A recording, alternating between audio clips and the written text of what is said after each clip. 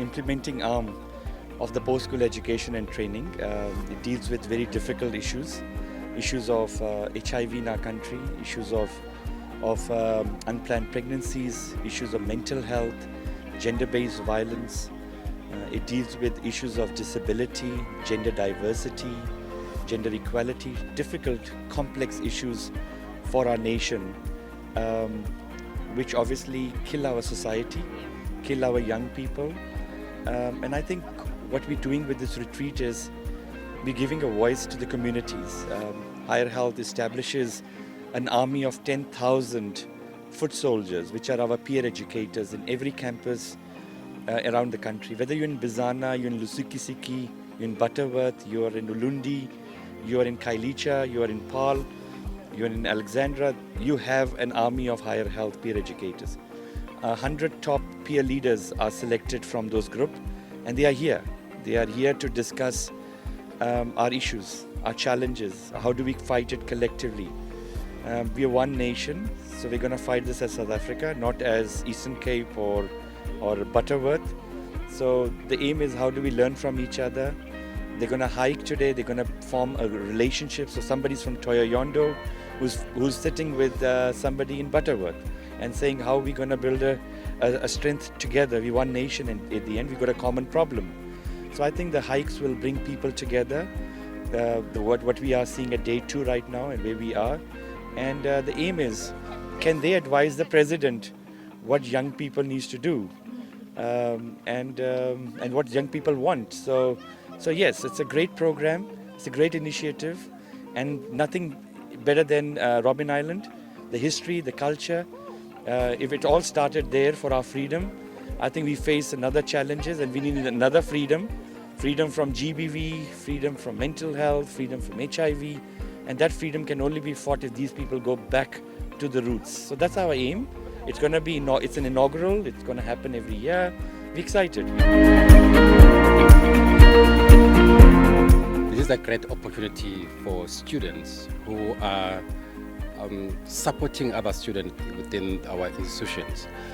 This is a program that will really assist our students to find a better way in terms of their lives, and then for leaders to be part of this camp, to be capacitated and empowered, and then obviously this is going to change the game within our institutions, and then we hope young people, when they come out from this program, they will have a clear vision and then be inspired so that they can inspire others as well.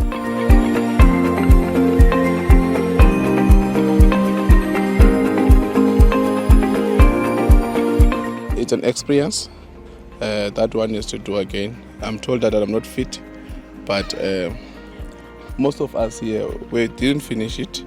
We had to take a turn because of other aspects that we're having, like your cramps, headache. But it tells us that in the near future we must make sure that as young people we must go to gym and make sure that we're fit. My name is Tebogo Maguma. I'm studying at CET College doing my N6. I'm a disability officer / acting academic officer, meaning I'm a person living with disability. So during this experience of time, I've learned one thing, that everyone should learn to accept each other's differences, and we should put our differences aside in order for us to reach one objective of the day. And then we should practice how we deal with the situation on our daily basis. We should never let our background to define where we are going. First of all, it was a bit difficult, I don't want to lie, but it was worth it. I mean, I think at the end you realize that you've pushed so far, which makes it a bit better when you're at the top, because also the view was nice and stuff like that.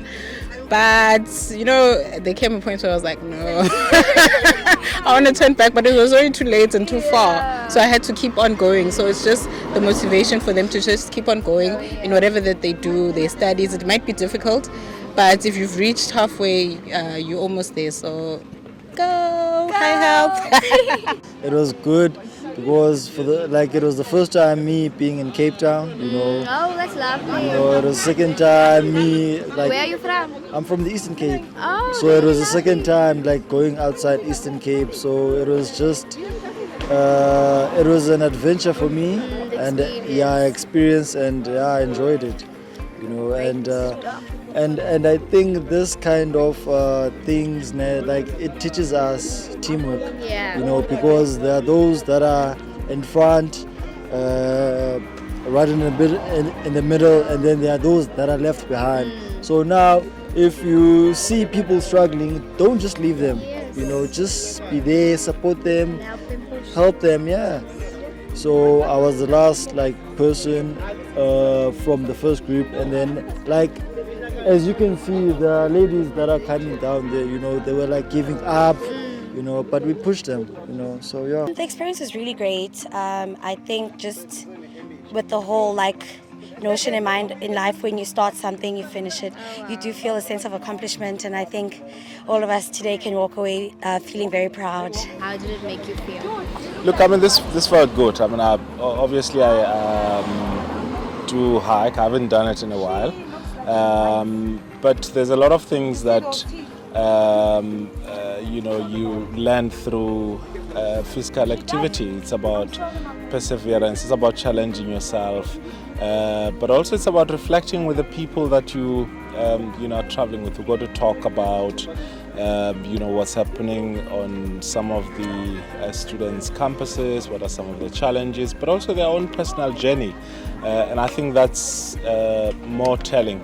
To engage with students outside of the you know, campus setup, I think for me was quite revealing, you know, because it removes the preconditioning, you know, wherein there's a deputy minister and then there's students. I think we you know, took the journey as equals and ended the journey as equals.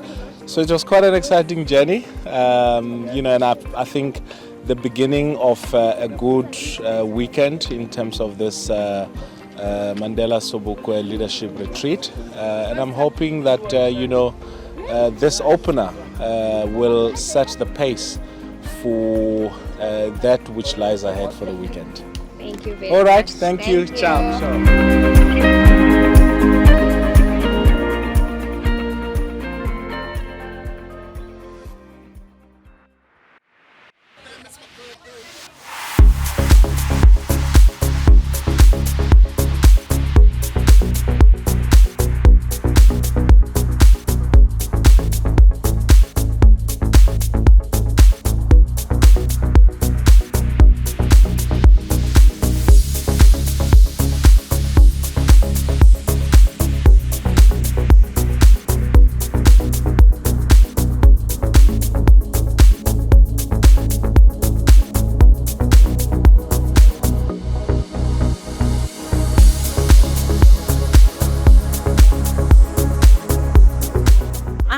The fact that our own president did not address the issue of GBV.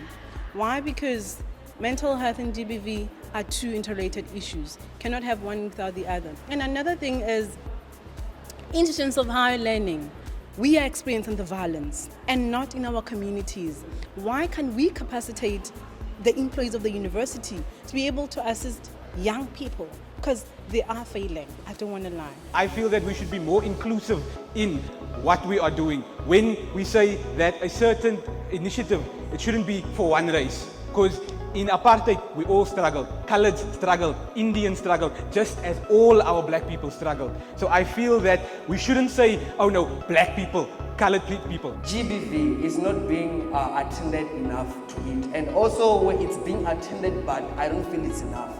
And it's only focused on only one gender.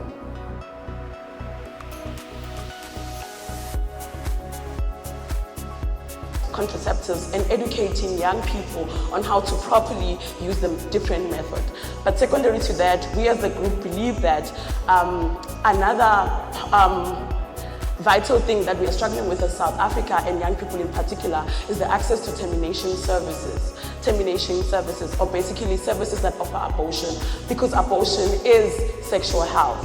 whether we like it or not. But secondary to that, we believe that each and every person has got a right to access education. And education is not limited to being taught maths and science. Equally, sexual health should be educated to people, and we're not particularly limiting that to sex, but basically teaching a girl child that at this point in time you'll get your periods and this is what will happen. Now, sexual health is interrelated to gender-based violence, particularly because sexuality and gender closely are oppressive to people.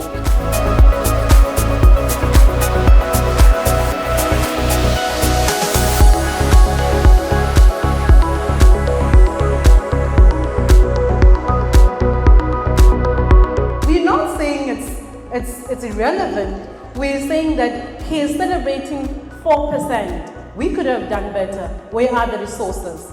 The smaller increase doesn't really matter. We want to do more than the percentage that we spoke about yesterday.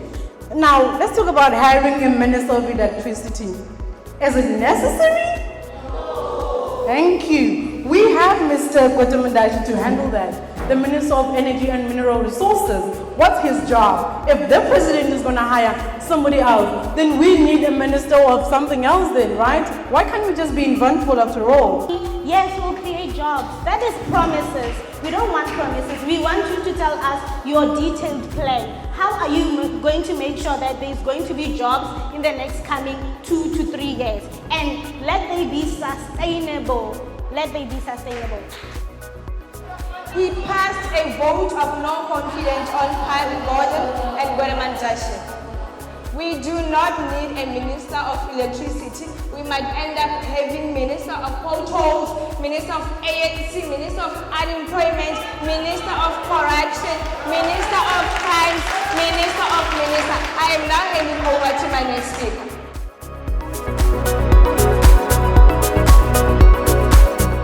Today's topic is very important to me. It really speaks to me because I feel as though we're really making progress. It's important content, but it's important content that's being discussed everywhere, but today it's from a youth perspective. And there's people that's listening that's going to take it to the higher authorities. And I really love that part. So I'm excited for the future and hoping nothing goes wrong. I think today's topic, it's very close to my heart. And I'm saying this based on the fact that listening to everyone speaking, right? I loved it. I love the energy. And I can say that the future of this country is in the right hands. However, the one thing that our leaders must be very careful of is that young people, the age expires. You can't always be young. The energy we have today, 5 years later, it's not going to be there.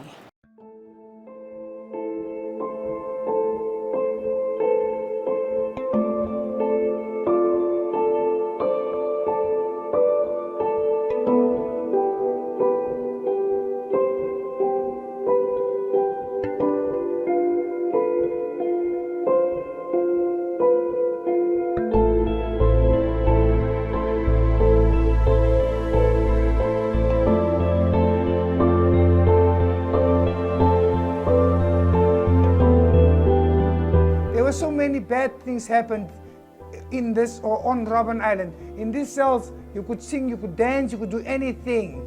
In here, you've seen there are showers. Even when you come from the lime or the stone quarry, you could go in there, have a shower, even though the water was cold and salty. In here, you've seen there are toilets that can flush. Down there, we did not have that privilege of having a toilet that could flush. We made use of a bucket, and the only cell retaining the bucket is that of Nelson.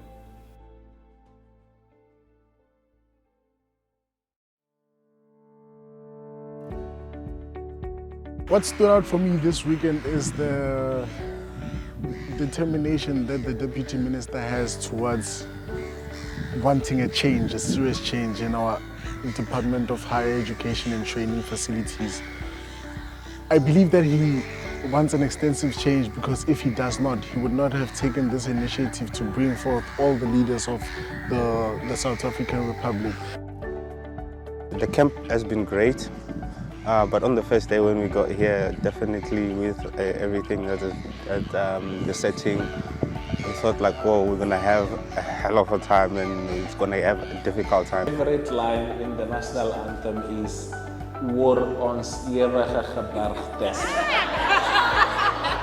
But when we woke up in the morning, started to engage on the program. We went hiking, and that's where we get to engage as peer educators, and we talk more about how the leadership skills are going to help us when we go back to the mainland. Whether you possess, for those who believe that you are born with the gift of leadership or not, or that you're born into traditional leadership or not, but it is the circumstances that you brought up within that will help enhance whatever position or role that you're going to be playing in society. I mean, we are leaders from all 9 provinces, all institutions, all TVET colleges, universities and everything. It brought us into one space, one collective mind to make sure that when we come out of here, we come not only with resolutions, but implementation methods and plans that we can carry out and go and teach everybody that we have left in our respective institutions. Chronic insomnia. Will I ever reach my fullest potential? This education, I will die. You say that education is the key of success, but for me, education is a poverty and tears. From now, my brother will share a song, and then Robben Mandela, you hear my tears. I will die poor and desperate, but did education. You said, long walk to freedom for me as the journey to my grave. Thank you. Streets red, covered in beads. I'm sleepless. Tell me you heard. Your struggles and hurt is turning to go to the land. Be the eagle in the sky and show us the way.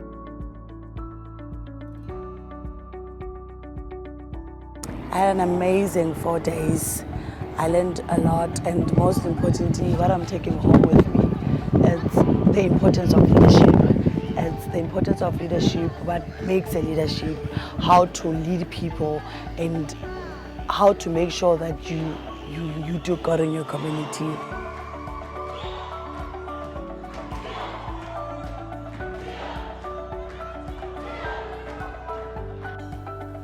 As an artist, it takes about 7 years for a cigar to go from a plant to a shop. Going through the phone trying to find a shopping emoji. You know, it's also fun, it's also frivolous, it's also, you know,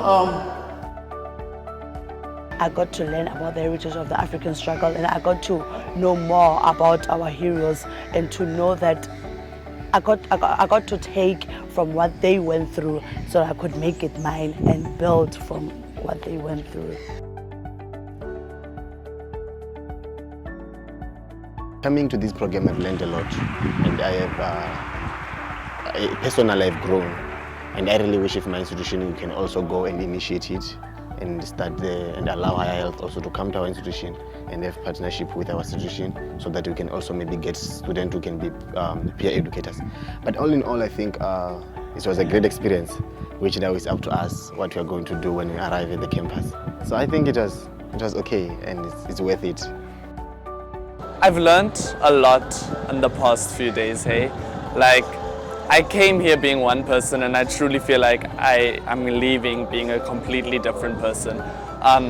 And it's not even because of what I learned from the facilitators. Yes, that largely as well, but mostly the different cultures, the interactions with people that are like me, who also enjoy the social side, and just learning from other people that are my wavelength. I've changed. It's been a beautiful experience.